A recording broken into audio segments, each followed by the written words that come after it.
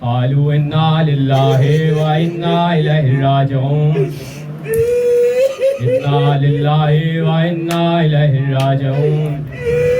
حضرت آران مظلوم کربلا آ گئی 19 رمضان، آ گیا 40 ہجری 19 رمضان کا دن۔ زہرا کا گھر اجڑنے کی تیاری ہے، محراب عبادت بجھنے والی ہے، نماز کا امام جا رہا ہے، حسنین کا بابا اب سے کچھ دنوں بعد نہیں ہوگا۔ عزاداران مظلوم کربلا یہ سوچ کر رونا کہ اگلے سال آپ اس دنیا میں ہو نہ ہو، اس فرش عزا پہ ہو نہ ہو، یہی سوچ کے رو لینا کہ اگلے سال آپ ہو نہ ہو۔ عزاداران مظلوم کربلا ہمارا سب کچھ قربان اس گھرانے پر۔ عزاداران مظلوم کربلا سن 40 ہجری 17 رمضان کا دن تھا۔ علی جنگ سے آئے اور علی نے اپنے بیٹوں سے کہا، اے حسن آج چاند کی کون سی تاریخ ہے بیٹا؟ حسن نے کہا، بابا آج چاند کی 17 تاریخ ہے، آج چاند کی 17 تاریخ ہے۔ میرے مولا نے کہا، حسین عید میں کتنے دن رہ گئے؟ حسین نے کہا، بابا عید میں 13 دن رہ گئے۔ عید میں بابا 13 یا 12 دن رہ گئے۔ امام نے کہا، عید تو وہ منائیں گے جن کے ساتھ ان کا بابا ہوگا، جن کے ساتھ ان کا مولا ہوگا۔ ہاں ستارے مظلوم کربلا علی کو پتا تھا، علی اس سال نہیں ہوں گے عید میں۔ ہاں غریب زادہ وقت آیا، 17 19 18 رمضان کا دن تھا، 18 رمضان کا روزہ جناب ام کلثوم سلام اللہ علیہا کے گھر پہ تھا۔ امام جناب بی بی کے گھر پہ گئے اور افطار کیا۔ بی بی نے بہت انتظامات کیے اپنے بابا کے لیے، بہت انتظامات کیے، کھجور کا انتظام کیا، دودھ کا انتظام کیا۔ امام نے کہا، بیٹی تم نے اپنے بابا کو یہ سب کبھی کھاتے ہوئے دیکھا؟ بی بی نے کہا، نہیں بابا۔ مولا نے کہا، اے ام کلثوم بیٹی دودھ کا پیالہ اٹھا لو، کھجور ہٹا لو، میرے لیے ایک چٹکی نمک لا دو۔ بی بی نے امام کا کہنا قبول کیا۔ امام نے نمک سے اپنا روزہ کھولا اور پوری رات علی نے عبادت کری۔ کچھ اس طرح عبادت کری ہے، کبھی اس حجرے میں جا رہے ہیں، کبھی اس حجرے میں جا رہے ہیں، کبھی اپنے صحن میں جا رہے ہیں اور آسمان کو دیکھ رہے ہیں اور کہہ رہے ہیں، انا للہ و انا الیہ راجعون، انا للہ و انا الیہ راجعون، انا للہ و انا الیہ راجعون۔ کبھی اس حجرے میں جا رہے ہیں، کبھی اس حجرے میں آ رہے ہیں، کبھی آسمان کو دیکھتے ہیں۔ آ گیا وہ 19 رمضان آ گیا۔ علی پوری رات عبادت کر رہے ہیں۔ بی بی نے اپنے بابا سے پوچھا، بابا آپ اتنا روتے کیوں ہیں؟ آپ کو اس حالت میں میں نے کبھی نہیں دیکھا۔ بابا آپ کو اس حالت میں میں نے کبھی نہیں دیکھا۔ امام نے کہا، بی بی نے بولا، بابا کل کیا کسی خاص شخصیت سے ملاقات ہے؟ امام نے کہا، ہاں بیٹا۔ امام روتے روتے مسجد کوفہ کی جانب رواں ہوئے۔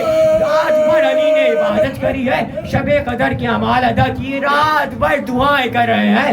صبح وقت فجر نمودار ہوا، علی اپنے گھر سے روانہ ہوئے۔ اب علی جب گھر سے نکلے، علی کے مرغابیوں نے علی کو گھیر لیا اور کہنے لگے، اے مولا نہ جائیے۔ مرغابیوں کو بھی پتا تھا کہ علی جائیں گے واپس، علی زخمی آئیں گے۔ ہاں ستاران مظلوم کربلا علی مسجد کوفہ پہنچے اور علی نے محراب عبادت پر آئے اور امام نے آ کر کیا دیکھا؟ اپنے اسی ملزم کو، اپنے اسی قاتل کو سوتا ہوا پایا، الٹی کروٹ سوتا ہوا پایا۔ امام نے کہا، اے ملزم، اے عبدالرحمن اٹھو، نماز کا وقت آ رہا ہے۔ اے ملزم وقت نماز آ رہا ہے، اٹھو۔ ملزم اٹھا اور امام کو پتا تھا کہ وہی قاتل ہے، یہ وہی ہے جو امام کا قتل کرے گا. ہاں یہ وہی گھرانہ ہے جو اپنے قاتل کو جام شیری پلاتا ہے. یہ وہی قاتل ہے جس کا دوست ہی قاتل ہوتا ہے. ہاں عزاداران مظلوم کربلا امام محراب عبادت پر آئے, محراب عبادت پہ آئے. علی نے اس طرح آزان دی جس طرح علی اکبر نے کربلا کے وقت, کربلا کے دن, صبح عاشور کے دن آزان دی. علی محراب عبادت پر آئے. علی نے کہا اللہ اکبر. علی نے کہا اللہ اکبر. یہ وہی اذان تھی, ایک یہ اذان تھی اور ایک کربلا کی علی اکبر کی اذان تھی. ان دونوں میں کچھ زیادہ فرق نہ تھا. ہاں عزاداران مظلوم کربلا علی مصلی عبادت پر آئے, علی مصلی عبادت پر آئے اور آ کے نماز اقامت دی. علی نے عبادت کو کرنا شروع کیا. علی پہلی رکعت کے دوسرے سجدے میں, علی پہلی رکعت کے رکوع میں گئے. علی پہلی رکعت کے دوسرے سجدے میں جانا چاہا. پیچھے سے عبد الرحمن ابن ملجم نے امام پر حملہ کیا. امام کا سر شکافتہ ہوا.